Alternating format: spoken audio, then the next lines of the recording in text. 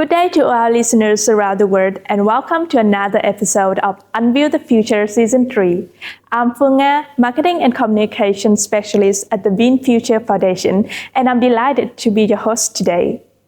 Originating from Vietnam, the VinFuture Prize honors scientific breakthroughs that create a better future for humanity. Nominations for the 2026 VinFuture Prize season are now open. Please scan the QR code here for more details. Today, we are honored to speak with Mr. José Antonio Guridi, UNESCO AI consultant, who lead AI readiness assessment in Chile, the Dominican Republic, Cuba, and Cambodia. He helped design Chile's national AI policy as a government advisor and co-founded Foresight, a strategic consultancy in technology and policy. Mr. Guridi brings unique insight where engineering, governance, and social equity meet. And today, we are honored to join him to explore what it really takes to make AI work for people and society, turning big ideas about ethics and fairness into real actions that improve lives everywhere. Mr. Guridi, it's a true honor to have you with us today. Your career spans government policy, international consulting, and groundbreaking work with UNESCO, all centered around how AI can better serve humanity. To begin our conversation, could you share the experience that most influenced how you think about the ethical and social aspect of artificial intelligence? I'd say it's been an interesting journey, not necessarily something that you could predict at the beginning. So my background is actually system engineering, it's kind of industrial and system engineering.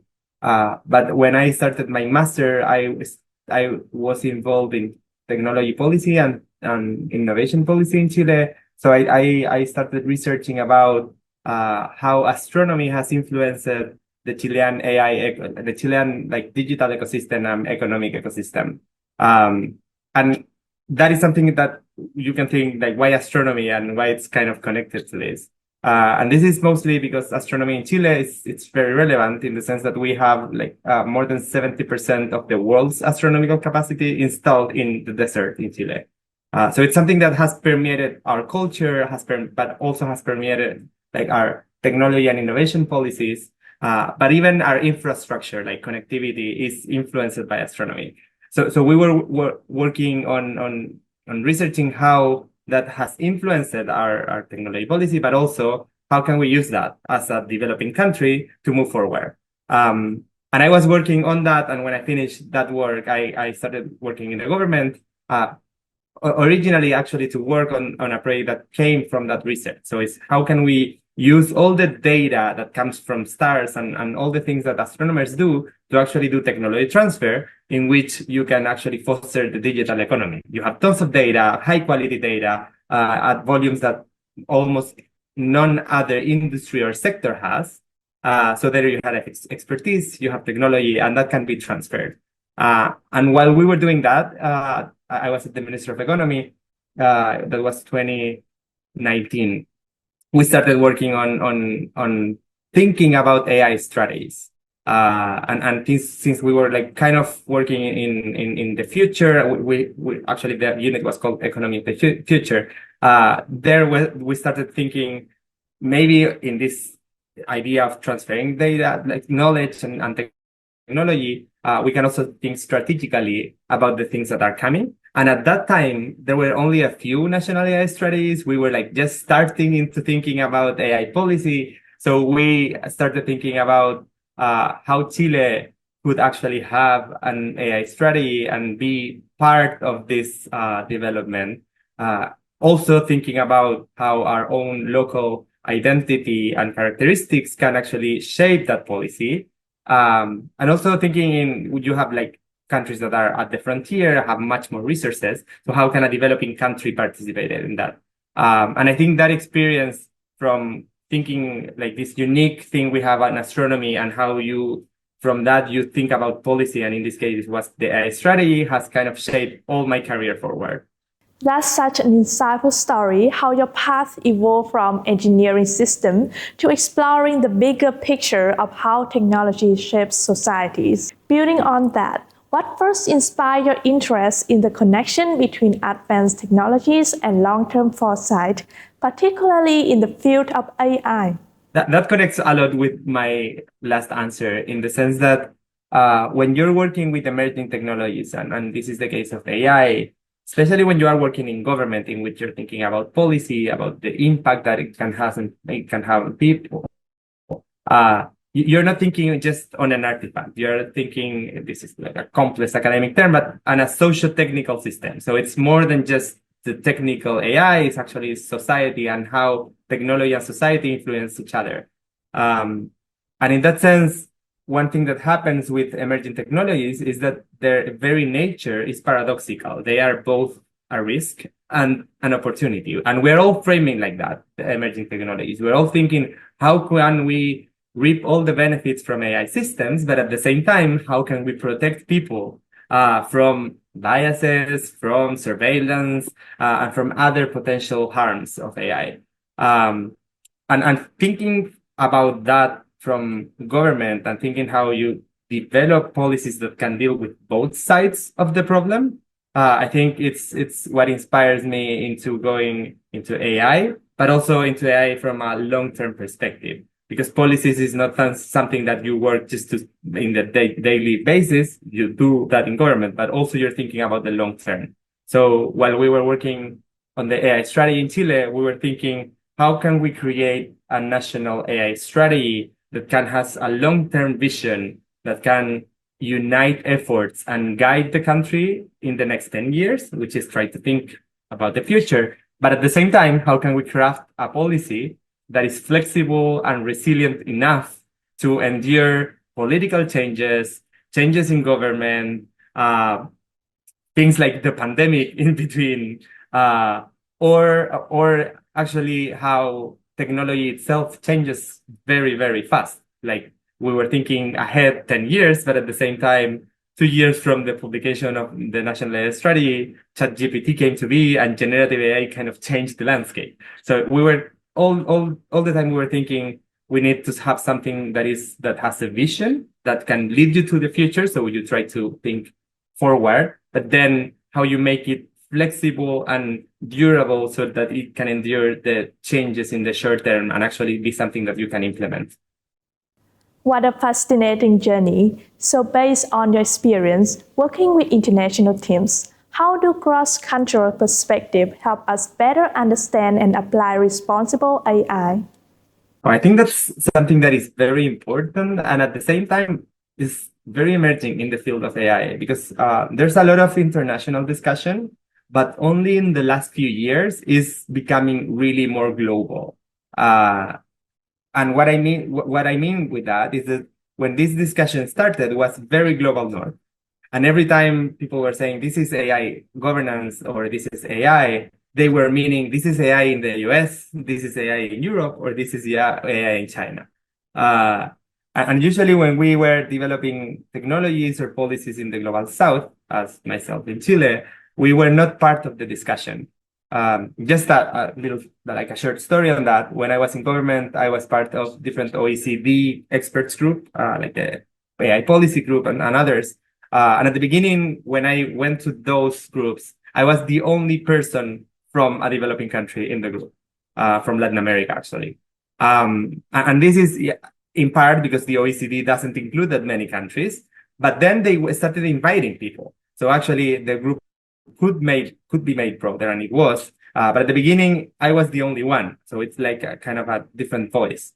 That is something that kind of recently started to change. UNESCO's effort with the recommendation is part of that. But still we find many times that when people speak about global AI, they're not actually speaking about AI in general. They are speaking about AI in the global north. And that is something that's still there. And international collaboration, dialogue, and this cross-cultural pollination, I think it's what we need to foster if we want to have all the nuances from the different countries. I recently worked with UNESCO in supporting the Cambodian effort in implementing their RAM and then in their national AI strategy. And I think it was very valuable for me coming from Chile, Latin America, like a very, very different context in which when I arrive, I can't even read the language. So I had to kind of learn and understand the institutions and everything. But I came with a lot of different things on how we did things in Latin America. And I think that combination helps us craft more nuanced policies, identify problems and opportunities that we may not see. And I think that's very valuable. And it's something that I hope continues growing in the future. That's a powerful point. It shows how diverse perspectives can truly shape global AI. And in April 2025, you joined the VinFuture Innova Talk webinar, AI Without Borders, Ethics and Technology. So what were the key ideas or messages that you hope to share with global audience? First, I want to repeat I'm very grateful of the invitation and also of this invitation. And actually, this answer connects a lot with my last answer in the sense that the key message for that forum was actually how countries can think of their regulation and their governance, not just copying what's happening at the international level or what other countries are doing, but actually starting from what makes the countries unique. And this connects with my first answer on how I was inspired to work in these things with astronomy. That's something that has kind of permeated how I think about things. That is, especially when you're in a developing small country, you have to think how to get resources, how to prioritize and everything. And one way of doing that is thinking what are your comparative advantages and what are the things that make your country unique. And in our case, it was astronomy. It's something that has the power to influence technological infrastructure and that actually has pushed Chile to be one of the 10 countries with the best connectivity in the world. And that's in part is thanks of the astronomical development and the infrastructure we have. So we have this unique desert. And if we think about around this desert, we can think how can we use it for solar energy, for instance, and then we created a strategy that is actually about green hydrogen. And recently, when I was in the UNESCO's Global Ethics of AI Forum, I was discussing with a colleague from Malaysia, and she was telling me how they were thinking about a green hydrogen strategy because of something that was very unique in their sea. And it's like something about the temperature and the currents and everything that makes the area of the sea very unique. And I was like very surprised to hear how our rationale from the desert was replicated here. So in that sense, coming back to the answer of the prize, what I was discussing there is how can we think about our countries in terms of the opportunities and the unique features we have when we decide to create policies and regulations. It's not just go out, copy the AI Act and try to implement it in your country. It's thinking what are the actual harms we have and we're seeing and we are thinking that we can see, but also what are the actual opportunities, and then how we create regulation and how we create policies that can adapt to our specific settings and can actually foster our unique strategies. What an inspiring way to look at national strength and innovation. And in that spirit, how do programs like the VinFuture Innova Talk series help promote international dialogue, encourage collaboration across different fields, and support the development of a more ethical and inclusive global AI community? I think these initiatives are key in bringing together people with very, very different backgrounds, experiences, and cultural background, professional backgrounds, and all. I don't think I would share with like the people that I had in the panel, for instance, in other places. And actually, then I was with Adia from Indonesia, and then I met him in Bangkok. So I think it's an incredible space to share ideas, especially if there's diversity on the different speakers, and I think fostering that through a prize that also encourages this kind of collaboration and thinking across border, I think it's very, very important. It's wonderful to hear how such events can truly connect minds across borders and spark meaningful collaborations. And speaking of that global spirit, may I ask if you had the opportunity to follow the 2024 VinFuture Prize? Last year, the grand prize highlighted the significant potential of AI. What are your reflections on the recognition, and how do you see the VinFuture Prize role in celebrating innovations of global significance and inspiring the next generation of scientists and innovators? I think it's key to have such a prize in the sense of having the environment in which you're thinking about collaboration, but then also in that environment, having a prize in which you are focusing on transformative experiences and how technology transforms society. I think that's very, very important. It's not just a prize thinking about like, the best startup or like people that will earn money. It's a prize actually of how AI can transform our lives, and which is already doing. And when we reflect on how it can transform our lives, it's then also thinking how it can transform society. So I think it's key to have that when we think about AI and emerging technologies in general. I think it's very well aligned with what I was saying at the beginning in this paradoxical nature of technologies. You have risk, you have benefits, and when you have a prize that is highlighting initiatives that are transformative, usually those initiatives are dealing with this paradox, trying to strive for this benefit, but at the same time do it in a responsible way. And I think having that also in the environment of cross-collaboration and cross-cultural collaboration, I think it's key. That's such a thoughtful reflection. As AI becomes part of daily life, which ethical frameworks and governance principles do you believe are most critical to ensure transparency, accountability, and public trust? I hope I had the answer to that question. I think no one has right now. I know one thing is, I don't think there's one framework. And this connects with my last question. I think in a world that is diverse, I've been increasingly coming to believe that there's no such thing as global AI nor global principles of AI. But I think we can have like baseline agreements, but then we have to think about the nuances in each of our contexts and countries. And I think a good effort that kind of kick off that conversation are UNESCO's principle, but they didn't came out of nowhere. Actually, they inspire in the discussion, like the prior discussion, for instance, in the OECD principles. But then many of those principles, policy areas, and recommendation are broad, and how you can kind of translate that into concrete policies, concrete frameworks, is the challenge. I think at least some characteristics that I would actually highlight is when you have like this general idea of ensuring transparency or, for instance, protecting privacy, you also need to have in mind that this is a paradox, as I was saying before. It's not only protecting people, but it's also taking advantage of the technology. And I think that is something that we cannot solve in an either or way. It's like we cannot choose either to protect privacy or to use it for security. We have to kind of balance both sides. So I think one thing we should be aware is that when we are crafting policies and frameworks, we have to deal with a problem that has no solution, that we will navigate it, we will go to one or to the other side, and we have to keep like this dynamic equilibrium on our way. And this is also because technology changes very fast.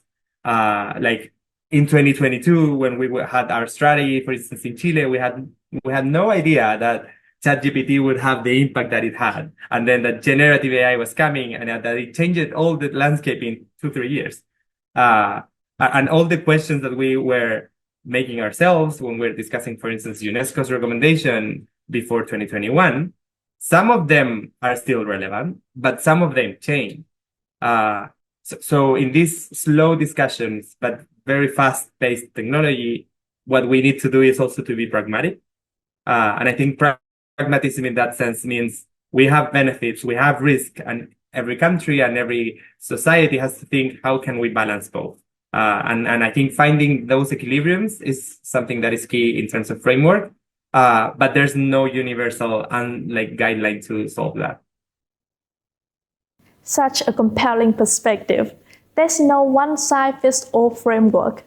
So, in your assessment, what is the potential for AI to address pressing global challenges, such as climate change, equitable access to healthcare, and reducing education disparities? I think the potential is huge. Again, as long as the cost or the risk is not too high. And that's why this is something that is dynamic, and we will see how it evolves. In the case of climate change, we know we can use it to, I don't know, detect like early detection of natural disasters, or for instance, in Chile, there's been a discussion about how, so we are a very southern country. So the southern part of our country, our seas actually are more sensible to the change in temperature because of climate change. So if you have sensors and you install them in our southern sea, probably they will detect the change of temperature in the ocean before if you do it like in the center of the world. Using that kind of data with AI can actually help us think ahead and create strategies, for instance, to mitigate that.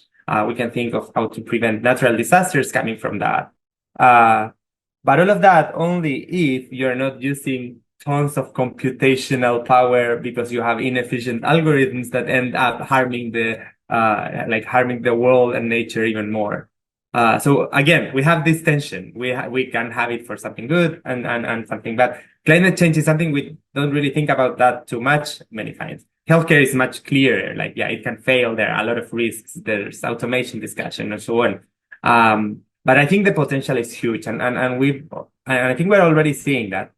Maybe if that's something like like transformative change in terms of climate change, probably will take longer for us to see, because it's a world process. It's something that is slow. It's hard to see. But education, I think we are all seeing how it changes, especially with generative AI. And it changes the way we learn, the way we search for information, the way we are validating information, but also it has to change the way teachers do their job, the way that how they are all prepared to deal with AI. And it's not something that we can deny. It's happening. So we just need to deal and adapt. And I think just as we learn transitioning from libraries to search engines, we have to transition also to what we do in search engines versus what we do like in AI systems. And in that sense, I think we will learn again, and it's showing how important are like not necessarily learning how to code, but actually learning how to learn, or learning how to deal with the AI system, like human AI interaction. I think it becomes a skill that is much more important than just learning Python or learning Java. Thank you, Mr. Guridi. Innovation in AI often moves faster than regulatory and ethical guidelines can adapt. So, how can we foster groundbreaking progress while safeguarding societal values and well-being? That's, again, I'm sorry to be repetitive in this, because I'm doing research on this right now. But we again go into like this paradox, and it's like, we don't need to think like it's either progress or either regulation. That is like an either or question. We can do both. But we need strategies and we need methods to do both. And for that, I think we need to move in more flexible and experimental ways of thinking about policy and thinking about regulation. I think, and this is not only for AI, I think this is for emerging technologies in general. There's evidence on how technology adoption in the last century has become faster and faster. If you think about, I don't know, cars in the 90s, like 900, like the 1900, it took years and decades for people to adopt cars. How long did ChatGPT took for people to start using generative AI? Or mobile phones? Yeah, it's faster and faster. So if you have policy and regulatory discussion that takes 5 or 10 years, when they finish the law, there's a completely different technology. I usually, like for me, one example that we have in Chile is when there was a law for digital television. When it finally came out, most of the people, instead of watching television like through normal cable operators, are probably watching streaming platforms. So you have a law that is basically very useless.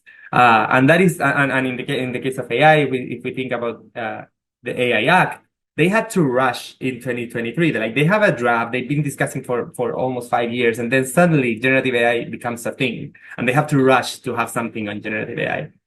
So in that sense, I'd say having more flexibility is key. one thing that I am curious on how it will progress and how can we make them work are regulatory sandboxes or policy prototyping. That is basically the idea of making experiments.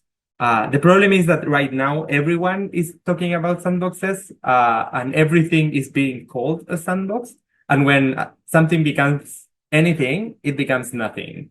So I think we need to like step back. Sometimes people are in policy and think, what is really a regulatory sandbox? What is really a policy prototyping experience? What is really doing experiments?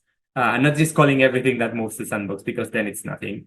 But in that sense, having something like living laboratories or sandboxes or policy prototypings, I think it's a great idea. And I think it's good if I explain what are these, but basically it's the idea where you can experiment on the technology and regulation and try to like kind of co-design the two of them at the same time. The traditional sandbox is the one that started in the UK almost 10 years ago. That is the idea that in an area where there's a very regulated market, you can deregulate for a time, and in a controlled environment, you can test the technology, and then regulators learn so they can hopefully update regulation, but then innovators have less barriers to innovate. But that's not necessarily what fits better for every AI application. And for instance, Spain, what it's doing right now is that they have a different version of a sandbox in which they're not testing necessarily a regulated market, but actually they're testing the AI Act itself. So what they're doing is calling for actually prototypes that are in a very advanced state to test the requirements of the AI Act before the AI Act completely comes into action. So you're testing how are you actually implementing the law. But then there are cases in which you could test the technology, the regulation. So it's like maybe you have two different ways of regulating something, and you can have a sandbox in which you try the draft, gather data, and see which of them works better, and then you can move on one direction or the other. For all of these things, there are risks. Implementation is hard. It costs money. Incentives for industry to collaborate are not always clear. But I think it's the only way. We need to collaborate, like private sector, public sector, and academia. And for that to come into something, we need to experiment. Because if we still think that we can discuss law for 10 years and then have appeal, I think we will be lagging behind very, very much. Instead, if we think we can do it together and we can craft policies alongside technology, and we can think beyond just regulation. So we can do guidelines, we can do incentives through procurement process, and there are like different ways of doing that are not necessarily hard law. I think that can help, like maybe not to catch up the fast pace of technology, because it's not only the speed, it's also the uncertainty. We don't know where it goes. But we can at least like respond faster, and also thinking like in a more transformative innovation framing of the problem. We can not only anticipate, we can actually try to map a path. So we want some direction, and we don't want technologies destroying the world. So even if we don't know where they are going, if we kind of co-design an experiment, we can try to chart a direction which we think is good for society and good for the world. That's a fascinating insight, highlighting how flexibility, experimentation, and collaboration can help policy keep pace with rapid technological change. Looking ahead over the next 2 decades, which emerging trends in AI research and applications do you believe will have the most profound and far-reaching impacts on society? I hope I knew. One thing we need to think about is not necessarily only what is happening in AI, but also look around, like what other emerging technologies are also moving. Because this is like innovation research. Many times, the disruptive technologies are not in the map until they disrupt everything. I think we still have to see what happens with generative AI and agents and everything, but that's short term. Probably we will see agents in the next few years, what they mean and what is agentic AI, more than just a label. Right now, I believe it's mostly a label. It's not necessarily something. But depending on how generative models evolve and how agents evolve, they can be something in the next few years, I'd say. I don't know if we're close or not to what people call general AI. I don't think so, but I'm not a computer scientist and I can't see a future. But who knows? But I do think that we need to look around in terms of what's happening with quantum computing. For instance, because if there are important breakthroughs in quantum computing that can change everything in AI, because there's a different way of computing and that can change all digital technologies, can disrupt cybersecurity.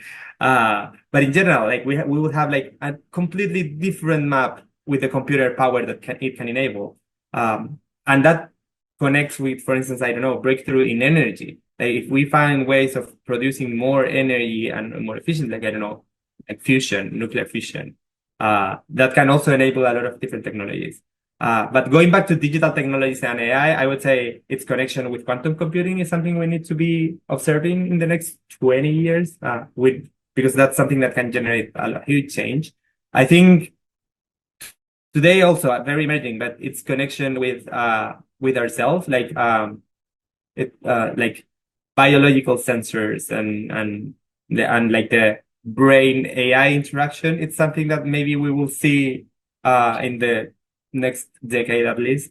Probably this is something that is taking long, but hopefully see more autonomous vehicles, drones, and things like they're out there, but still testing a lot. But I think that we will see them soon. And also, and this is like, yeah, something that's been around. No one knows if it will explode. Some companies have made bets and they haven't been paying back too much. I think it's VR and AR. I would say, especially augmented realities probably can have a boom in the next few years, especially with generative AI. If we think about, I don't know, smart glasses, that is something that some companies tried some years ago. It wasn't a success, but they didn't have generative AI. So maybe now they can do something that actually can change a lot of things and can be very disruptive, not just to go out with a glass and that can explain the monument that you see, but actually can enable, I don't know, simultaneous translation. That is something that can happen now. But it can change education very much if you have like a very good combination of augmented reality and AI. And who knows if that also means VR and like more immersive technologies, but yeah, I don't know. I don't know what would have happened without the pandemic in between, because it was rising, but it's still rising like slowly. But yeah, maybe it just takes like a one big breakthrough like ChatGPT and tomorrow we all have lenses. I don't know. But again, just to sum up my answer is not only AI itself and what happens with agents or whatever. I would say look at other technologies that can be complementary, like quantum computing, AR and VR, but more AR, I would say, and brain-computer interaction. What a forward-looking view. Given that, how should collaboration between fields like science, ethics, industry, and civil society develop to make sure AI breakthroughs are both transformative and equitable? First, more than how, I think it's key. It should happen. It doesn't always happen. I'm even though it's hard and usually it doesn't work and we struggle with it, I'm still a firm believer of participatory processes. So I think we can do participatory design. We can bring diverse people together and we can deliberate, figure out our differences and craft things, and things meaning technology and meaning policy and meaning companies. And so I think the collaboration has to happen. I hope the question is not whether it will happen, it should happen. But then how, I say we have to learn to deal with different time scopes in the sense, like, I don't know, research that moves slow, then industry that moves faster, and then governments that it depends on what happens if they move fast or slow. We have to learn like to deal with that. That won't change. What can change is how can we actually adapt and be more pragmatic. I usually think that sometimes when we're in academia, we're trying to think about the perfect solution, like the perfect ethical framework and guideline. But then all those perfect solutions crashes with reality. And when you go into government and you go into industry, they don't work. As someone that worked in government for 4 years, I know that usually they don't work. So that's when you need pragmatism. And pragmatism is, assuming things won't be perfect, assuming that sometimes good is way better than perfect. And for that, I think you need collaboration and you need to involve people. And one thing, and it's something that is at the core of my interest, that I hope will happen, is using the technology itself to enable this collaboration. I think the fact that we are literally thousands of kilometers away discussing now, and I think it's thanks to technology that we can now have more cross-border collaboration, that we can have this dialogue from very distant parts of the world as something that became normal. Like before the pandemic, it was normal. We could do it, but it was normal. Now we're used to it. And I think having from those very simple things to being able to, for instance, have an AI, for instance, facilitating how people from different backgrounds can dialogue and how those dialogue can become policies or can become, I don't know, a public space or a technology is something that we need to delve more efforts in. I think it's not only thinking how can we collaborate to make technology safer and more transformative, we can also use that technology to make that collaboration happen. And I think more efforts should be put in that. Thank you, Mr. Guridi. If you could leave our audience with one guiding principle to shape their thinking about the future of AI, what would it be and why? So I will repeat myself a little bit, but I'd say two things, and this is something that in Foresight, my company, we dialogue and we use a lot, but also in my research. So one of them is this idea of pragmatism and dynamism that goes on top of this inevitable paradox that we have with emerging technology. So if we have risks and opportunities, we have to deal with both. So how can we deal with both? By being pragmatic. Like we don't need like perfect solution. We need good enough solutions that can balance these risks and opportunities, and that can evolve over time. So because that gives you flexibility and that gives you like this dynamic equilibrium. So that's one thing. And the second thing that connects with the first part of all the things that I've said is I don't believe there's such a thing as global AI or global AI governance. I do believe we have shared principles, and I think we are moving forward to that. But I think different societies and countries need to think also what's their unique opportunity and what are their own needs, and then shape governance and shape technology to solve those needs and to protect their own societies from harm.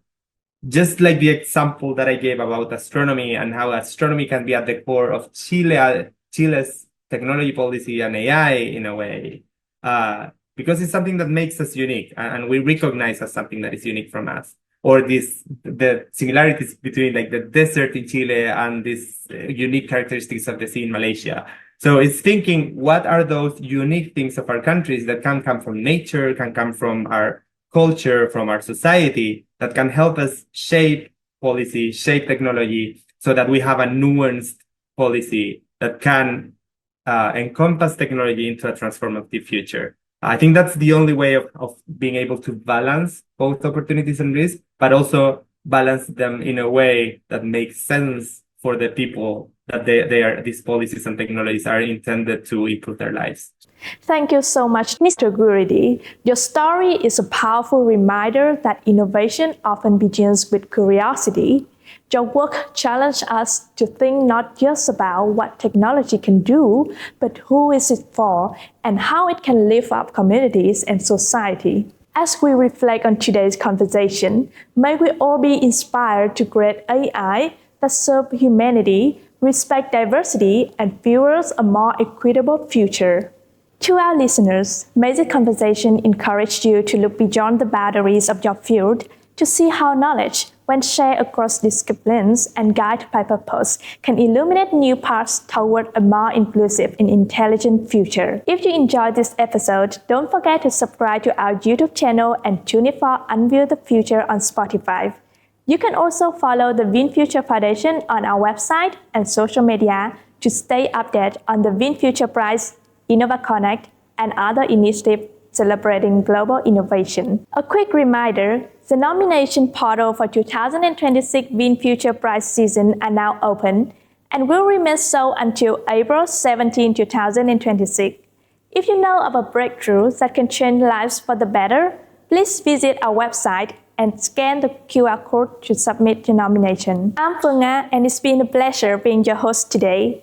Thank you for listening, and until next time, keep imagining, keep innovating, and keep working together to unveil the future.